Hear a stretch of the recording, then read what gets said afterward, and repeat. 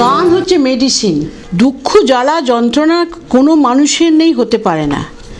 সকালে উঠে আমি গানটা শুনি। আমার ঘরে রেডিও হচ্ছে 3 ঘরে।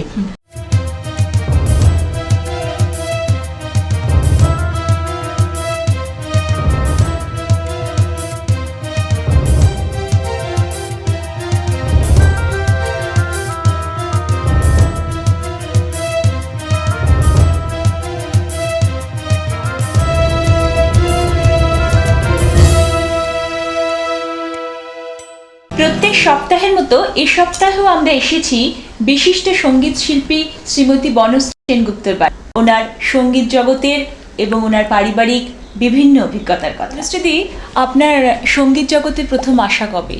তো আমার বাবা খুব ভালো গান করতেন, খুব ভালো গান, মানে শেখানোর স্টাইলটা ভালো ছিল। আমি তো তারই মেয়ে। সন্ধ্যা মুখার্জির গান ভীষণ ভালো গাইতাম। উনি আমার অনুপ্রেরণা। স্কুলে আমি যখন পড়তাম বালিকা বাণী মন্দিরে, বন্ধুরা আমাকে ওই খাতা রোল করে, ওটা মাইক হতো, আর টিফিন আওয়ার্সে আমার গান শোনা হতো। এবং আমি এখন যে হাততালিটা পাই, সেই হাততালিটা মনে হচ্ছে আমার কাছে একটা বিরাট। সবাই হাততালি দা, বনশ্রী গান গাইছে। এই যে একটা গাওয়ার মধ্যে, আমি ছোট থেকে আমার একটা ভীষণ একটা মানে ছিল যে একজন গায়িকা হব। এটা আমার যদি কখনো সুযোগ পাই আগে আধুনিক শিখবো। আমার খুব তাড়াতাড়ি বিয়ে হয়, কলকাতায় এলাম। এসে বিয়ের পর এবার বলল যে ও ক্লাসিক্যাল ওসব করতে হবে না, খুব ভালো করে আধুনিক ফুলবাগানে একটা অনুষ্ঠানে গান গাইছি, সন্ধ্যা মুখার্জির গান গাইছি। সেখানে মৃণাল চক্রবর্তী আমার গান শুনে বলল, তোমার গলাটা ভীষণ ভালো, কিন্তু কোনো একটা শিল্পীর প্রভাব তোমার কণ্ঠে আছে। আমি বলছি, দাদা আমি কিন্তু নকল করি না, আমার এসে যায়। তখন উনি আমায় সুদিন দাশগুপ্তর কাছে নিয়ে গেলেন এবং সুদিনদা আমার গান শুনে বললো আমি ট্রেনিং দেবো। আপনার গুরু আছে? হ্যাঁ, আমার প্রথম আধুনিক বাংলা গানের গুরু সুদিন দাশগুপ্ত। তার কাছে ভর্তি হলাম যে আমি কার গান গাইব। সুদিনদা বলে তুমি ছেলেদের গান গাও। তা আমি দু লাইন করে না শোনালে ওই সময় যারা আমার সমবয়সী বা যারা আমার গান শুনে আমাকে নিত, তাদের কিন্তু মনে হবে যে হ্যাঁ এই গানগুলো বনশ্রী সেনগুপ্ত গাইতো। तुमने मुझे देखा सावन के महीना पवन करे शोर, अरे बाबा এরাটা আছে না। তারপরে ও কোকিলা তোরে সুধাই রে,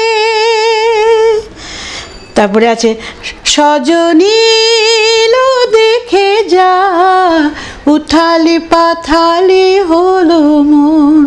বিশ্বাস করো আমার কি সন্ধ্যা মুখার্জির মতন গলা? বলো না, পাল্টে গেল গলাটা আমার। একটা গান করলাম, সেটা মানে ওই যে প্রমোট করা একটা শিল্পীকে। আমার সেটা 67 কি 60 শেষে 60 দশকে শেষে। এটা প্রবীরদার সুর, প্রবীরদার লেখা। কাকুন দিলাম ফেলে নূপুর নিলাম তুলে, আমি সাজবো না আর, তার যে কথার দাম নেই। পরে ওরা ঠিক করলো বনশ্রীর পুজোর গান হোক। বংশ বিশ্বাস আর লক্ষ্মীকান্ত রায়ের লেখা, এরা দুজনে জুটি বেঁধে গান তৈরি করতে থাকলো। আমার গলায় পপ গান, মানে একটা ওয়েস্টার্ন বা একটা স্টাইল বা একটা ক্যাবারে ব্যাপার ট্যাপারগুলো ওরা আনবার চেষ্টা করলো। নিঝুম রাত নিরালায় কি মায়া জানে, ঘুম ঘুম চাঁদ স্বপ্ন ঝরায় মন ভরে গানে গানে, নিঝুম রাত নিরালায় কি মায়া জানে। এতক্ষণ তো আপনার অনেক গান শুনলাম, তা এত ব্যস্ততার মধ্যে আপনি কি করে সংসার সামলান? বিয়ে করেছি তো, বিয়েটা একটা হয়েছে নাকি, যে বিয়ে করলে একটা কিন্তু দায়িত্ব এসে যায় গো। সে যতই ধরো কাজের লোক থাকুক, সন্তান থাকুক, যা থাকুক, একটু হেল্প করতে হয়। রান্নাটা খুব তাড়াতাড়ি, আমি সব কিছু ভাপিয়ে নিই। তাহলে আমি একটু আলু, একটু ঝিঙে বা একটু পটল ভাপিয়ে নিয়ে তারপর রান্নাটা করলে, ওই ভাজতে অনেক টাইম লাগছে, একটু ভাপিয়ে নিয়ে রান্নাটা করলে এমনি খুব মানে লাইট হয়, খেতে ভালো লাগে। আপনার অবসর জীবন কি করে কাটান? গান হচ্ছে মেডিসিন। দুঃখ জ্বালা যন্ত্রণা কোনো মানুষের নেই, হতে পারে না। সকালে উঠে আমি গানটা শুনি। আমার ঘরে রেডিও হচ্ছে 3 ঘরে। খবরও শুনছি রাস্তার যানজটে, এদিকে ধর আমার একটা প্রোগ্রাম হচ্ছে, কি কোনো একটা বিখ্যাত শিল্পীর প্রোগ্রাম হচ্ছে, কি কোনো রান্নার কোনো ব্যাপার হচ্ছে, চলতে থাকে।